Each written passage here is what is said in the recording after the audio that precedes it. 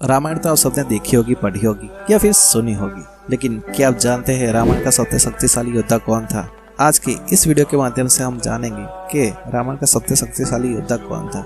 नमस्कार मित्रों, स्वागत है आपका भक्ति सागर में।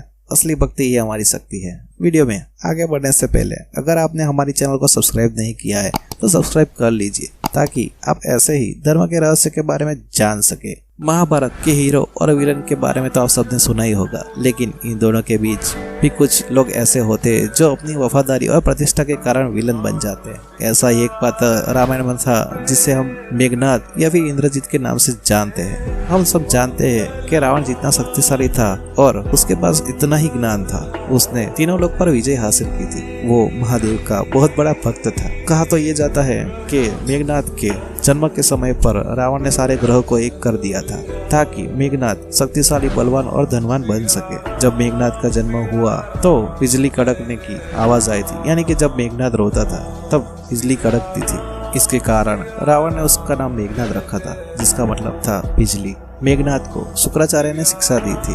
दोस्तों, राक्षसों के गुरु शुक्राचार्य ने मेघनाद के अंदर वो योद्धा ढूंढ लिया था जो सब पर विजय पा सके। शुक्राचार्य ने मेघनाद को दिवास्त्र का भी नाम दिया था, जिससे वो और भी ज्यादा शक्तिशाली और बलवान बन गया था। राक्षसों और देवताओं के बीच कई सारे युद्ध तो होते रहते थे। एक बार जब एक युद्ध हुआ तब रावण और उसके पुत्र मेघनाद ने भी हिस्सा लिया था। मेघनाद ने अकेले ही इंद्र को पराजित कर दिया था और बंधक बना के अपने पास लेकर आए थे, और उसी के कारण उनको इंद्रजीत भी कहा जाता है। जब इसी युद्ध में मेघनाद ने जब इंद्र को बंदी बनाया था तो उसे ब्रह्मा जी छुड़ाने के लिए आए थे, यानी कि इंद्र को ब्रह्मा जी छुड़ाने के लिए आए थे। तब मेघनाद ने ब्रह्मा जी से आशीर्वाद मांगा था कि मुझे समस्त संसार में कोई हरा ना सके, यानी कि मैं सब पर जीत जाऊं। ब्रह्मा जी करते क्या, क्योंकि उन्हें तो इंद्र को छुड़वाना था। इसीलिए ब्रह्मा जी ने मेघनाद को आशीर्वाद दिया कि आप किसी भी युद्ध में नहीं हारोगे, किंतु उसकी एक शर्त है, जो भी कोई आपके विरुद्ध युद्ध लड़ता होगा वो 14 साल तक सोना नहीं चाहिए, और उसने कुछ खाया भी नहीं होना चाहिए, और स्त्री का त्याग करना होना चाहिए। सिर्फ और सिर्फ वही व्यक्ति आपको हरा सकता है। कहा तो ऐसा भी जाता है कि जब मेघनाद ने प्रभु श्री राम पर हमला किया था तो वो मूर्छित हो गए थे, यानी कि वो हमले को झेल नहीं पाए थे। और दूसरी बार जब मेघनाद ने हमला किया तब हनुमान जी प्रभु श्री राम को लेकर गायब हो गए थे, ताकि उनको हानि ना हो। इंद्रजीत ने अपनी मायावी शक्ति के सहारे लक्ष्मण को युद्ध में पराजित किया था। दूसरी बार तो लगभग लक्ष्मण मौत के करीब पहुंच गए थे, और उन्हें बचाने के लिए हनुमान जी को संजीवनी बूटी लाना पड़ा। भगवान राम की सेना को अकेले हराने की ताकत इंद्रजीत में थी। दूसरे दिन जब युद्ध में इंद्रजीत ने लक्ष्मण जी को जिंदा देखा तो वो रावण के पास गए और अपने पिताजी से कहा कि आप सीता को लौटा दीजिए। इंद्रजीत ने रावण को समझाया कि राम कोई आम इंसान नहीं है, और कहा कि हम लोग ऐसे ही युद्ध लड़ते रहे तो हमारी हार निश्चित है। किंतु रावण ने उसकी राय मानी नहीं, यानी कि ठुकरा दी।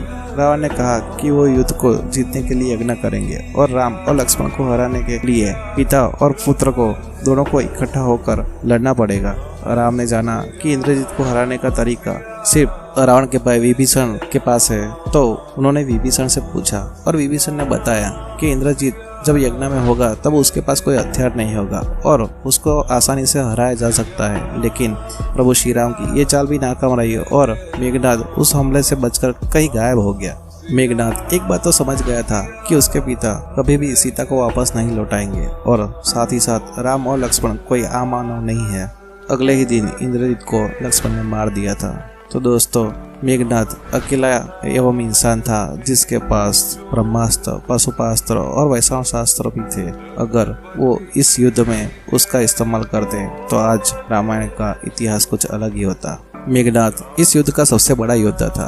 उसने रावण को भी समझाया, लेकिन उसके ना मानने पर भी उसने अपने पिता का साथ नहीं छोड़ा। उसे पता था कि इस युद्ध को जीतना नामुमकिन है और उसकी मौत पक्की है, लेकिन वो एक महान योद्धा की तरह इस युद्ध में लड़ता रहा और वीर गति को प्राप्त हुआ। तो दोस्तों, आपने तो जान ही लिया होगा कि रामायण का सबसे बड़ा योद्धा मेघनाद यानी कि इंद्रजीत था। वीडियो को अंत तक देखने के लिए धन्यवाद। अगर आपको ये वीडियो पसंद आई है तो वीडियो को लाइक कीजिए, और ऐसे ही धर्म के रहस्य के बारे में जानने के लिए आज ही हमारी चैनल को सब्सक्राइब कीजिए। धन्यवाद।